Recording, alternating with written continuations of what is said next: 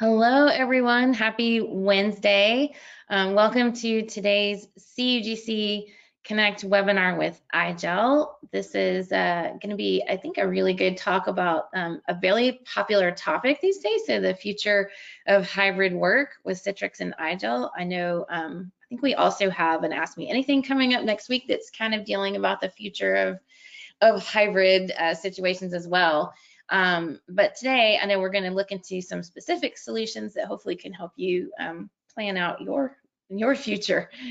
All right, but before we dive in, just want to remind you or let you know, if you haven't heard, that our next Excel event is in Louisville on October 13th at the Muhammad Ali Center.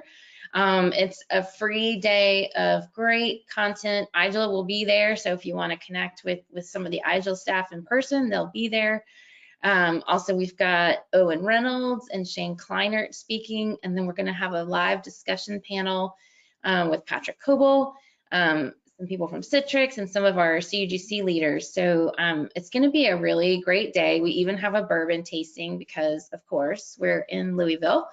Additionally, if you register before September 13th, your name goes into a drawing to take a free bourbon tour, a distillery tour, the day after the Excel. So definitely check that out, snap that QR code, and we hope to see you there. All right, so before we get started, I just want to remind you that we are recording today's presentation, and you will get a link to the to the recording tomorrow. It's going to come to you from GoToWebinar, so be on the lookout for that. Also, we'd like to take your questions today, so please do put them in the chat anytime you have them. We'll get to as many as we can, and I think we're going to save a lot of them for the end, but definitely put them in as you have them so you don't forget them. All right, so I'm about to hand things over. First of all, let me introduce Dan O'Farrell. He's the VP of Product Marketing at IGEL. Hi, Dan. Thanks for being here. Sure, Stephanie. Glad to be here. Thanks. And then also we have with us Bart Jacobs. He's a CTP. Bart's going to keep an eye on all of your really great questions that I know you're going to have. Hi, Bart. Thanks for being here. Hello.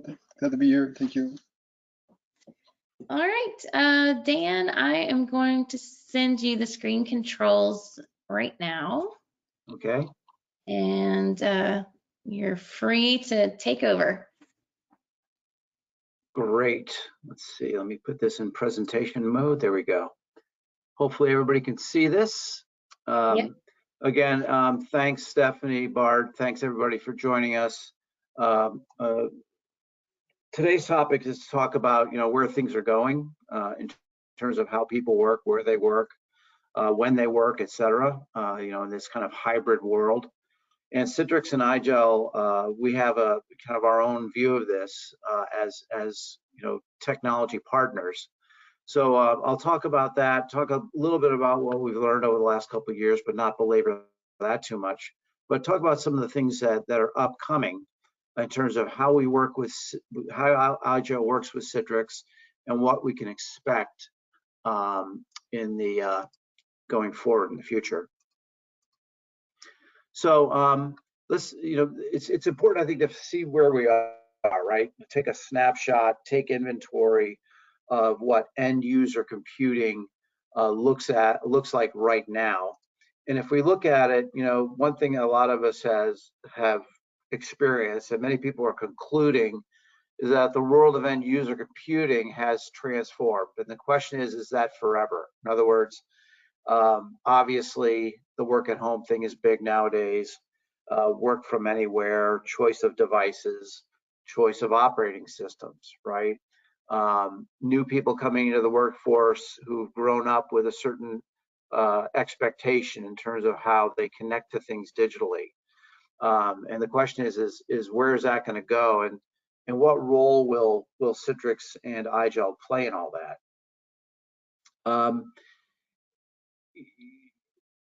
The headlines over the last year or so have been about this transformation where organizations now are adopting this kind of hybrid work model. Some organizations are being a little bit pedantic about making sure people show up in an office.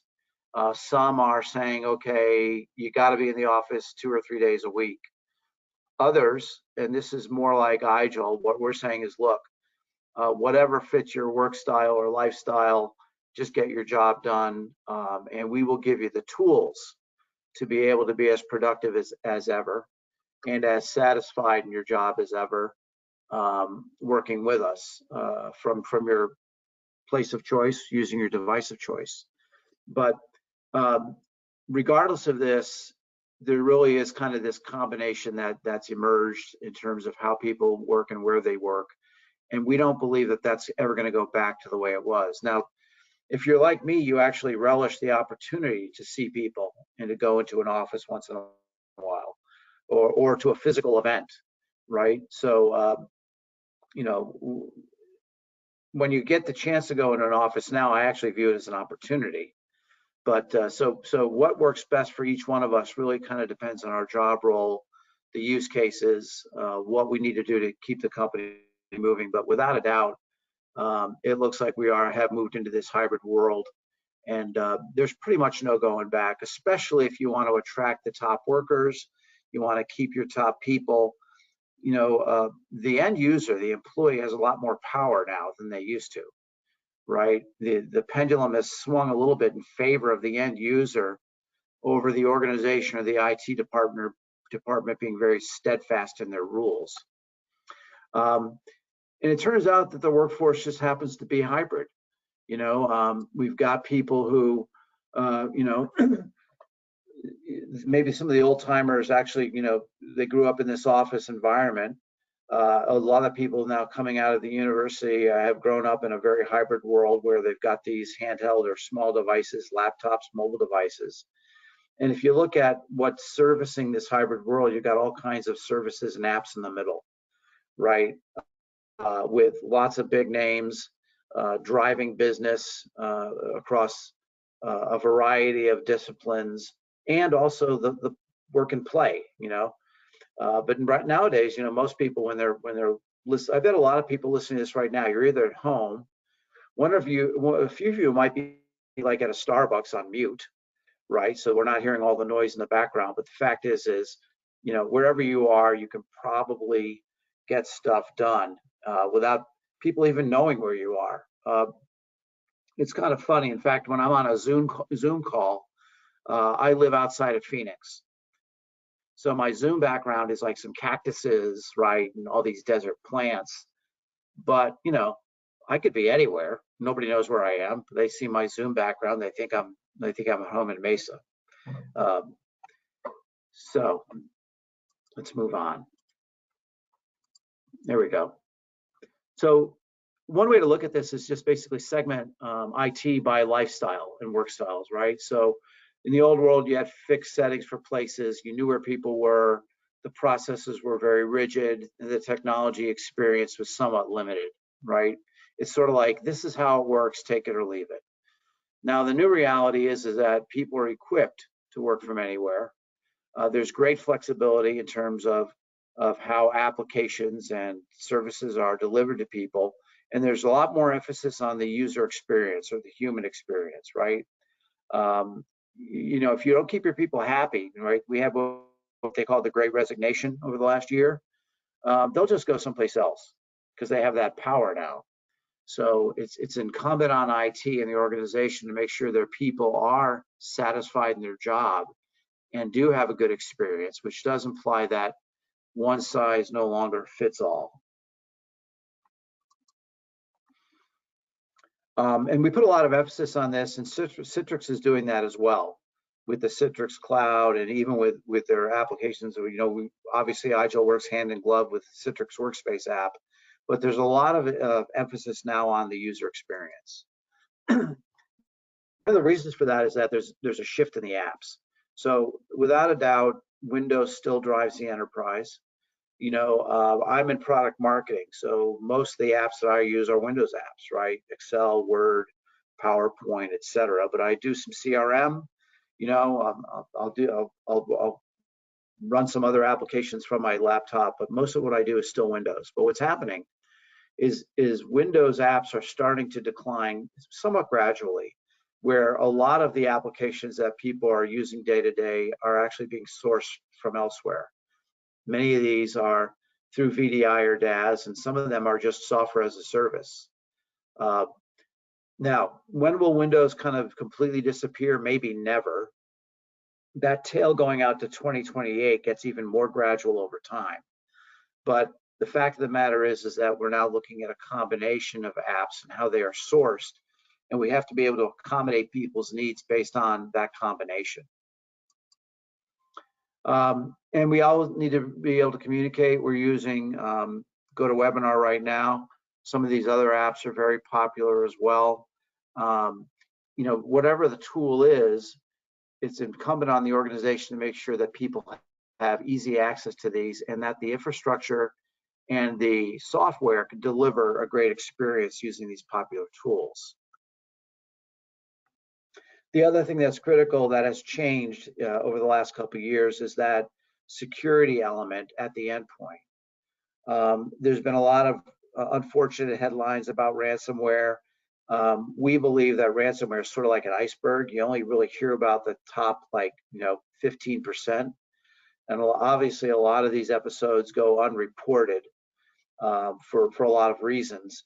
But it's critical now to protect the enterprise from the very, very edge of the network. So at IGEL and at Citrix, we believe it's really important to make sure that the endpoint device in itself is secure, and that session, right, that virtual session, the delivery of the virtual experience in its own right is also secure. So that's really critical. And it's gotten more challenging because the workforce is so much more distributed, right?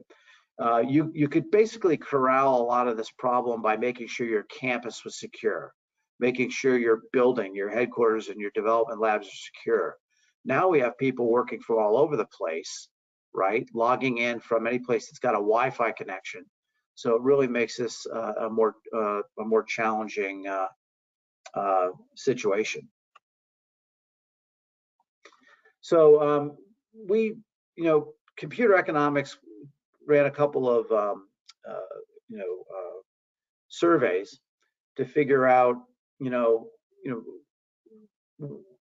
in terms of satisfying a hybrid workforce, where are the biggest challenges, right? And in what types of businesses?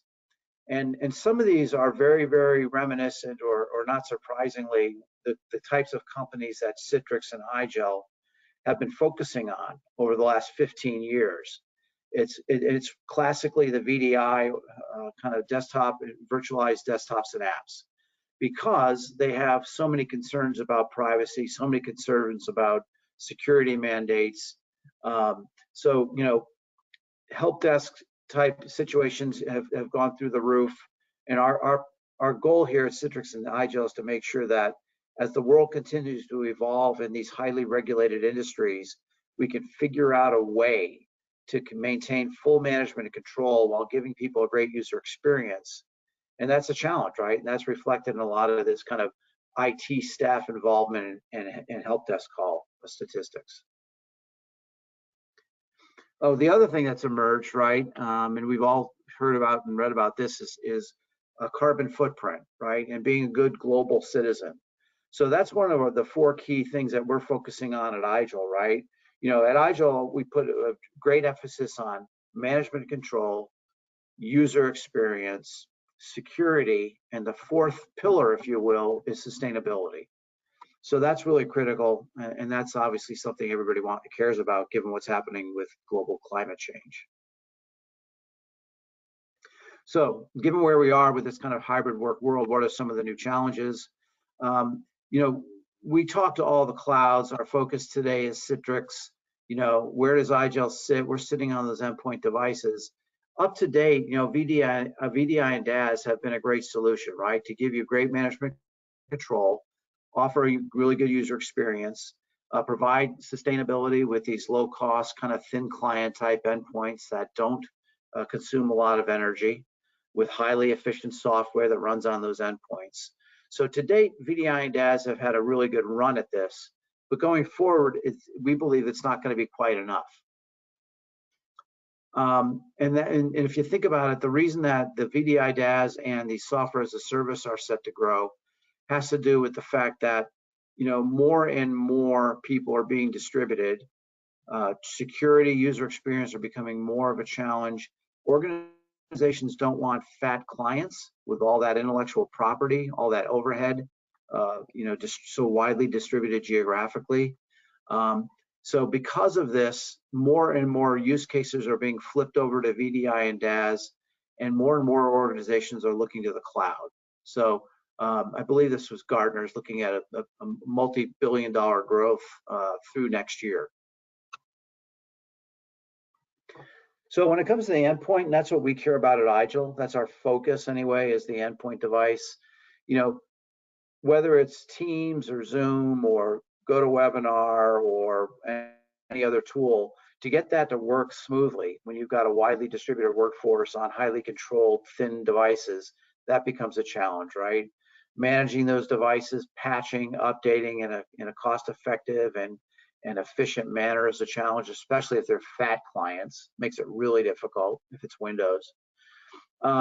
Making sure you stay current, right? One thing we're proud of at IGEL is that we're always right on top of the latest version of the Citrix Workspace app, for example. And that's not just to get all the latest features, it's also to make sure that all the latest security updates and patches are integrated as well. And some other things, I talked about the patching, but ransomware remains a threat.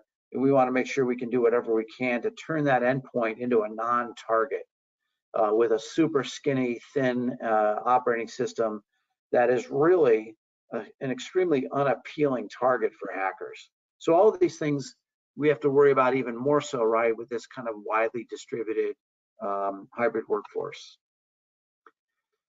As I mentioned, our focus is on the endpoint, right? We want to make sure that the endpoint itself can be as sustainable as possible. So with IGEL OS, since it runs on any compatible x86 64 device, allows you to match it, mix and match with devices from different vendors, and enable them to run much, much longer, years longer than they would if it was running, for example, a fat client with Windows, where every 2 or 3 years you probably have to update it because all of a sudden you don't have enough RAM or CPU power. Management is really critical. We're known for making it really easy to manage those devices. And as we talked about before, the user experience is really, really important. Which is why we position IGEL OS as kind of the operating system custom built, purpose built, if you will, VDI DaaS, the Citrix Cloud, and any form of a digital workspace experience delivered from the cloud, whether it be your private cloud or a public service, or the Citrix Cloud, for example, or Citrix working with Microsoft, for example, with Azure Virtual Desktop. Solutions in end user computing have been a great enabler, right, for moving companies forward. We're seeing that, new opportunities in areas like healthcare, finance, retail, and general business, manufacturing, et cetera, in multiple ways. What's happening is that more and more of the applications that are running organizations are becoming cloud-based. And Citrix is seeing this as well. So, on the top left, we have the traditional model where companies like Citrix are enabling the delivery of virtual apps and desktops. With Citrix, we work with the Workspace app. We work closely with the Citrix Cloud. On the upper right, however, we're seeing a lot of new apps moving to the cloud where maybe all you need is a browser and a web interface. We believe over time that this mix will become even more rich. There's going to be more and more services. I mean, think about like ServiceNow, Salesforce.com, Workday, right? Office 365 and now Windows 365. More and more of the basic workloads are being driven out of the cloud. And who knows, I think maybe in like 15 years, people will say, remember when companies actually had data centers? Remember when companies actually spent all that money in real estate and power and bought all that hardware and all that equipment to stand up a data center? I think that's going to happen sometime, hopefully within my lifetime, if I live a long time. And our focus then is that kind of intersection, right, of the traditional kind of apps that run enterprises today to where it's moving toward the cloud, and to make sure that IGEL OS is the ideal operating system no matter what it looks like, because this mix is going to vary from company to company, right? And it's going to vary wildly, perhaps, based on your industry and your use cases. But no doubt there's going to be this mix of traditional enterprise apps and more delivered from the cloud. Whether it's VDI or DaaS or software as a service, our goal at IGEL is to make sure you've got the most secure, most efficient, lightweight, easiest to manage operating system designed for this type of environment that delivers a great user experience and is extremely secure. So, why IGEL? We think the world needs a leader here. Linux surpassed Windows as the primary choice of an operating system about 3 years ago for accessing virtual desktops and virtual apps. We believe that Windows is a great operating system. We work closely with Microsoft. They are now endorsing, obviously, with Windows 365 and Cloud PC and Azure Virtual Desktop. Microsoft sees it as well. And then the question is, if you're accessing Windows in the cloud, why use it on the endpoint? Do you want to manage Windows once, or do you want to manage Windows twice? We believe the endpoint OS that can be the best complement is IGEL OS for this purpose, working with organizations like Citrix. So where are we going, right? Right now we've got a really good OS for accessing VDI and DaaS. It works really nicely with SaaS right now for some of these, if you just want to have a lightweight OS for accessing web-based apps with a browser. But what's happening now is we're putting a lot of emphasis, and we're in the process of developing what we're currently calling IGEL OS 12. It's the next version of the operating system, and it's worth talking about because we think that this will set companies up to be able to migrate to more and more in the cloud from where they are currently today. And it's all about cloud delivered, right? It's all about the utility delivering your application to your people in the form that they want to make them most productive on their device of choice, regardless of their location. The cloud makes this possible. Right now, if you look at how cloud-based apps have evolved, it kind of started out with Citrix offering, Zen app and Zen desktop, and the delivery of virtual apps and desktops to end users, working with companies like IGEL with the operating system that works hand in glove with what's now called the Workspace app. And then a lot of this moved to desktop as a service where it came out of the cloud. Certainly Citrix is doing this as well right now with the Citrix cloud. We've got other companies like AWS and Microsoft endorsing this. And then we have managed service providers who use the technology to do that in their own right with their own customers. And then finally, we have software as a service where more and more becomes cloud native, where we've got these giant data centers delivering all these services transparently to end users. The end user has no idea where that application is originating. They don't know where the actual heavy lifting for the workload is happening. All they know is they've got a screen in front of them. They click on an icon and they go straight into their application. If you think about healthcare, for example, it's all about the apps, right? The clinician, when they swipe their card and up comes their workspace, it doesn't matter if there's Windows behind it or anything else. They just need to get into their application, whether it's Epic or Cerner. I mean, think about call centers. The call center agent with that, with their headphones on and their microphone, and they're taking calls. They're really not dealing with a desktop. They're just dealing with their apps. So we're going to see more and more of that going forward. Already talked about this. I'm moving, I don't know why I showed this 3 times. I think a slide snuck in there somehow, but I'm going to go past this one. So as I mentioned real quickly earlier, at IGEL, we're focusing on 4 things with this next version of the software. We want to make sure that end user devices are super easy to manage. super easy to patch, super easy to update, can scale to 300,000 endpoint devices, all talking to Citrix, the workspace app, the Citrix cloud, or any cloud of choice. We want to make sure that it's very, very secure. We believe we can take the endpoint out of the equation when it comes to hackers. We can turn the endpoint into a non-target. Number one, because it's almost impossible to hit. And number two is if you do, there's no pot of gold at the end of the rainbow. There's nothing there to reward the hacker because all the data is stored in the secure data center. It's a stateless machine, and there's nothing good on there that can really benefit them. The experience is critical because right now, if your best people aren't happy, they're going to leave, to be real blunt about it. And then finally, look, if we look at the headlines with what's happening with weather nowadays, we need to do everything we can to be as sustainable as we can to reduce our carbon footprint and to make sure we're not wasting energy. By the way, you guys, if you have questions, feel free to enter them into the question window or chat. I think Bart's going to be looking at both of those.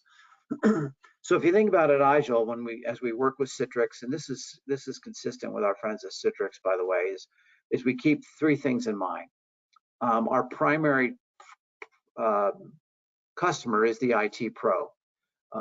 CIO, IT administrator, these are the people who are making purchase decisions on the technology to keep their people, the end user in the middle here, happy and productive. They want to make sure that those people have access to their apps whenever they need to, hopefully from their device of choice, and nowadays from their location of choice. And then the third one is the organization, right? If you can do the first two at the same time save the organization money, lower the company's carbon footprint, and put the company in a position where they could be much more nimble in terms of how they migrate to the cloud and start, integrating this mix of traditional apps with cloud-based apps. That's what we want to enable, those three things. So the operating system right now, if you're familiar with IGEL OS, is what I call a monolithic operating system. In other words, it's not a giant footprint, but it's code that basically has all of the apps and services integrated into the OS.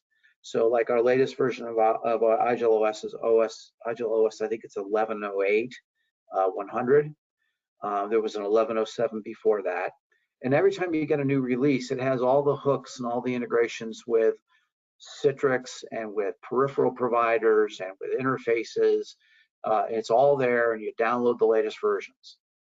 The biggest change we're doing with the next version of IGEL is we are separating the operating system from the apps and services. So think about how right now you download an app on your iPhone or download an app from the Play Store on Android, right? You go to the cloud, you click on the app, and you get the latest version. It's going to be very, very similar to that. So we'll have the operating system, which is the core firmware, and then we'll have an app portal so that your people, based on their permissions and role, will actually be able to download by themselves the latest version of the Citrix Workspace app, for example, or the latest version of, Imprivata if they're in a hospital, but highly controlled, etc. So this gives your people a tremendous flexibility because now they don't have to wait for, IGEL version XYZ, which comes out next month or the month after, or through something we call a custom partition. The latest version will just be out there and they can download it. Now, what they can download from the cloud, and this is the secure IGEL cloud that has all these verified IGEL ready partner applications and services, will be dictated by IT. So the IT organization lose none of the control that you already have. For example, you might have some people who don't have the ability to download the latest version because you won't allow them to do that. And there might be other people in another part of the organization where they can download either the latest version or maybe the N-1 version. So all those kind of permutations and dependencies will be defined by the IT organization. It'll allow you to have multiple clouds running in the background with things like a single sign-on regardless of what's happening back there, because you might have ServiceNow out there that some people are accessing. You might have your own private cloud. You might have stuff happening in the Citrix cloud. You might be doing stuff with AVD. You might have multiple clouds that are actually servicing your people, but to your end user, they're going to have one connection, one sign-on, and that's it. The modular build means that based on use case, only the firmware needed to drive those applications resides on their device. So this further shrinks the attack surface of the endpoint, makes it even more secure, and also makes it more efficient, because you're literally not burning through any kind of processing that's not needed. Because, for example, maybe somebody's got a job where you want them to do one thing. It's like a kiosk mode. It's like a single application for a single user. That's all they can do. And guess what? The only software that will support it is the only software that sits on their endpoint device. So this gets really, really efficient. I talked about the single sign-on. I'm actually going to show you how that works in a few minutes. We'll continue to support more hardware. One of the great things about IGEL OS is that it is multi-vendor. So it runs on HP, Lenovo, Dell. You choose your hardware of choice, right? As long as it's an x86 64 device, and all it really needs is like a gigahertz processor and a couple gigabytes of RAM. Now, if you're running like a lot of multimedia and you're doing a lot of, demanding kind of multimedia traffic, you're going to want to have more resources on there. But the fact of the matter is, it dwarfs what you would have to do with a Windows machine, right? Where you probably need about 32, gigabytes of RAM and a couple gigahertz processor to just do the basic stuff. The other thing that we're moving toward is subscription-based licensing. So all of our software will become purely subscription-based because that's where the world of software has moved. It allows organizations to be extremely flexible and kind of not have to cough up a lot of CapEx, kind of pay-as-you-go type of model. Some of the benefits of our software, again, by separating the OS from the services and the apps, the comparison I'm going to make is if you ever considered yourself an old-time audiophile, right, with the argument of separates versus like an integrated receiver. If you had a separate amp, a separate preamp, a separate tuner, a separate all these separate devices, you could be a lot more flexible in terms of where you add more resource, more power, more capability. This is kind of the same thing with IGEL OS. You now have the ability to add more services when you want to, add more apps when you want to, onboard people very quickly, and then define the apps that they can get to very, very efficiently, instead of having this kind of monolithic software that suits everyone. So we think it's going to give great flexibility to organizations. The apps can be smartly deployed based on use case, and a lot of times they'll be mapped to Active Directory in terms of permissions and organizations, etc. And then we'll have increased visibility into what's going on in all the systems, and this can be turned up very high or very low based on what your organization wants to do. But it's kind of an increased insight into what's literally going on those endpoint devices. If you're familiar with our Universal Management Suite, that is the software that manages and controls all the endpoints. It runs on a server, either a Windows server or a couple of Linux-based server or a couple of the popular open source servers. But that in itself will be developed to continue to advance with the operating system software running on the endpoints. So the UMS from IGEL is already very well known for its ease of use, its simplicity.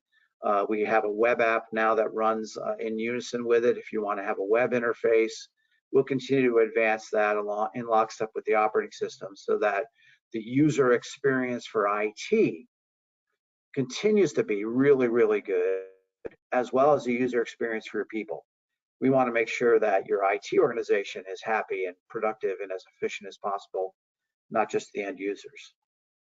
Oh, and by the way, by modern management integration, what we mean by that is over time, a REST API, so that if you are using Workspace ONE or Intune or some other platform from which you want to be able to invoke, commands and gather data.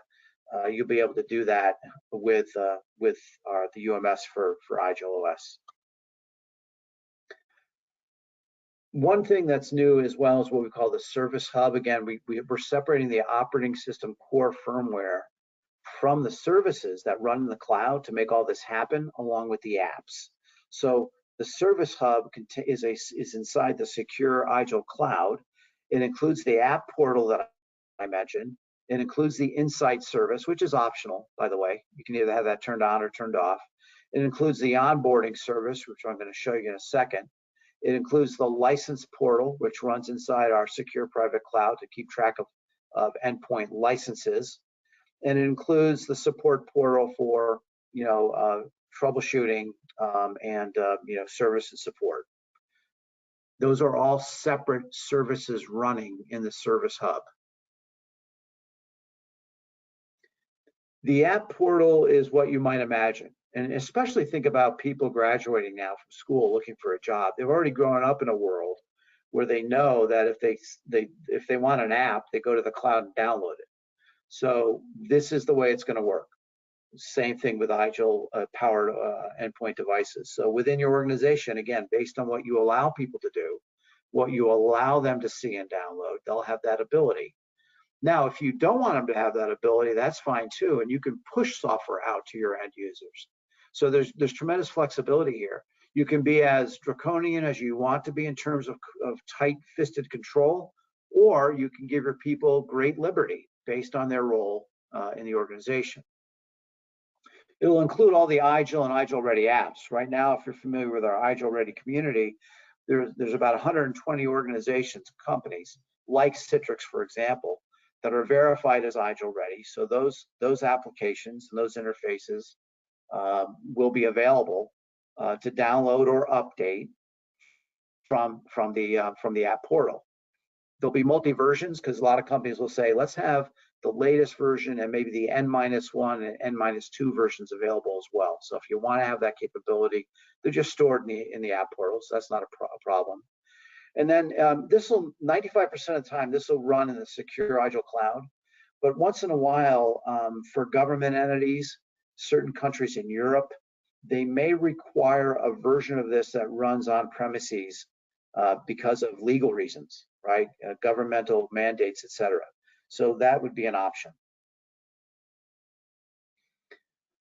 The Insight service I mentioned, it just allows great insight. That's why it's named that, with some telemetry into the performance of endpoints, what's happening on those endpoint devices. Yes, there is a little bit of kind of big brother capability, but again, the IT organization controls this. So this can the knob can be turned up high or low, whatever you want to support within your organization. It's good to have turned on, obviously, for software updates to see how that they're performing, right? To see that which devices have the latest version of or not for the firmware base. And it's recommended, obviously, if you replace hardware, because an IGEL license can be moved from one device to the next. Once you move the IGEL license from one device to another, it makes sense to turn on the Insight service, especially in the beginning, just to see how things are going. Onboarding service. I'm about to show you how this is going to work in a couple minutes. Our goal is to make sure that a new user, once they receive their device, it might be asset tagged by the company, can get up and running super fast and super easy and not rely on lots of hand-holding from the IT organization, right? A lot of the philosophy behind the next version of IGEL OS is to kind of,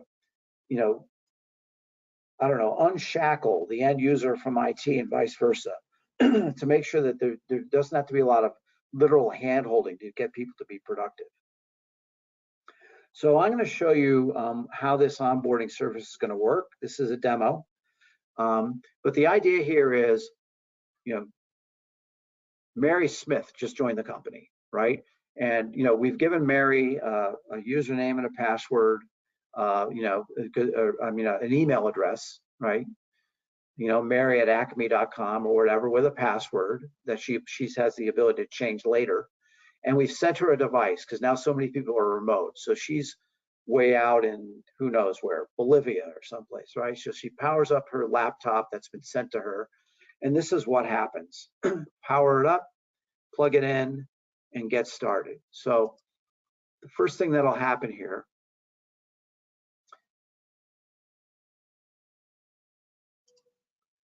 so this is just the version of software they're running for the demo. The first thing that you do when you power up your laptop, because it's running the IGEL OS software, is you see this IGEL OS splash screen. It'll come up.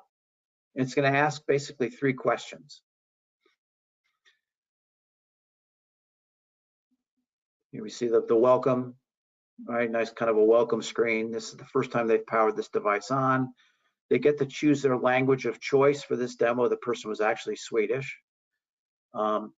They get to say where they are located, right? They can choose their time zone. They key in the email address that you gave them because they joined your company, right? So they key that in. And based on that domain and that email address, the IGEL customer cloud knows which customer this is. So now we can do a lookup on the password that was given to them when they joined the company. This person keys in their password. We know what company this is, what domain it is, and they just log in with this one password.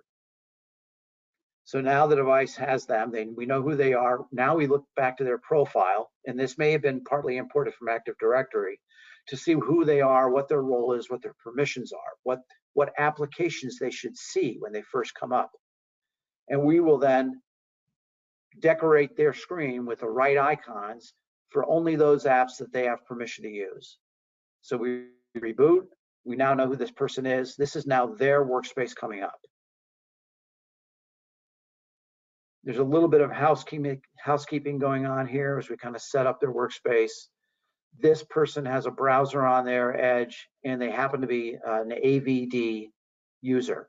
So this person now has been set up to use Azure Virtual Desktop.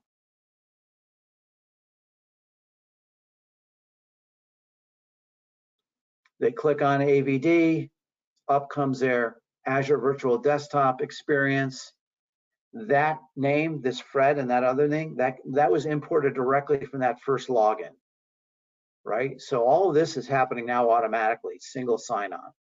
So we've mapped that user to what their permissions are on Azure Virtual Desktop, so they get logged in automatically based on the single sign-on, and up comes their desktop. And here's their AVD screen, what that happens to look like. Now, this person from AVD also happens to have permissions as an IT administrator. So what they're going to do is they're going to go into their browser. Now they're a UMS 12 administrator. They're going to look at the devices, and they're going to see that this device just came up. So this just proves that the device that was just powered on for the first time is now under management. They can see it. If they want to add more, drag more permissions over to it, they can if they want as an IT administrator. So that is basically how it's going to look. The user first goes on, they just answer a few questions, and they're off and running. So that's where IGEL OS is going, right? But right now we're calling it OS 12. We may call it that. We may call it something else. This will be around springtime of next year. But it's all about satisfying, right, those 3 key constituencies. The Service Hub, it provides all the services that run in the cloud to make all this possible. We're going to focus on continuing to work with our close partners in VDI and DAS, obviously Citrix. We'll continue to make the connectivity and the source delivery of applications from the cloud pervasive and very easy to manage and easy to use for your people. The UMS will manage this as it does with IGEL OS today. So just continue to evolve to this new model.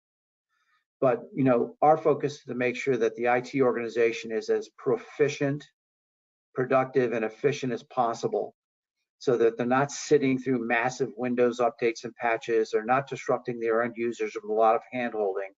They're just making people really productive in a secure environment, and maybe even have time to focus on some other things, while these people can work from anywhere on their device of choice, right?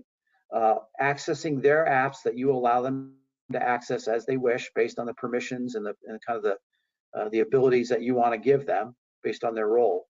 And then for the organization, it just makes everything a lot more productive, more cost effective, and more sustainable. So that's it.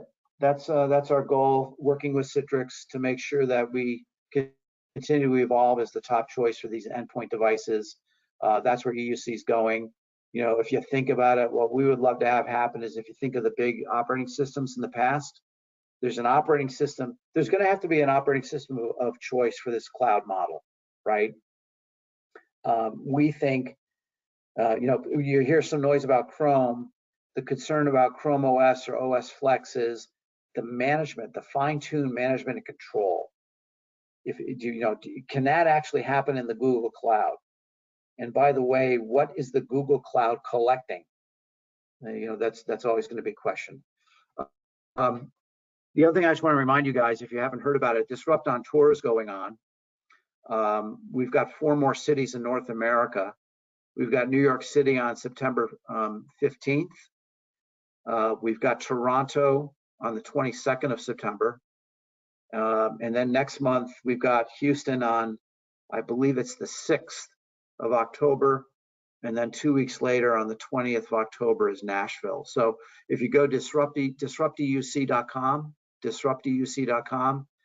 feel free to go out there. You can sign up and join us in one of those 4 cities. So I think that wraps it up. I'm happy to take questions, comments. I don't know if Bart, you've seen anything come in? Yeah, there's a couple of them. Are there any plans to support IGEL OS, or the new name of IGEL OS, next year on a Raspberry Pi based platform? Yeah. So we support IGEL OS right now on Raspberry Pi with N Computing, specifically with N Computing. There's a contract with N Computing, so right now it's exclusive. So the answer is yes. Now the version that runs on a Raspberry Pi, however, may not be as feature rich as what runs on the x86-64 machines, and that comes as probably not overly surprising, right? Because typically the use cases that you're servicing with a Raspberry Pi type platform aren't necessarily as multifaceted or as raw processing power demanding as you would see on an x86-64 machine. But the short answer is yes. We'll continue to support Raspberry Pi. Right now it's on N Computing. Okay, and the last question is, there's support for Teams, Zoom, WebEx. Is there any planned support for GoToMeeting, the platform we're using today? You know, GoToMeeting, I think, is already supported. I think we already support that. No, we support that. We have people running GoToMeetings on sessions on IGEL. So you can run a GoToMeeting session on IGEL OS right now today.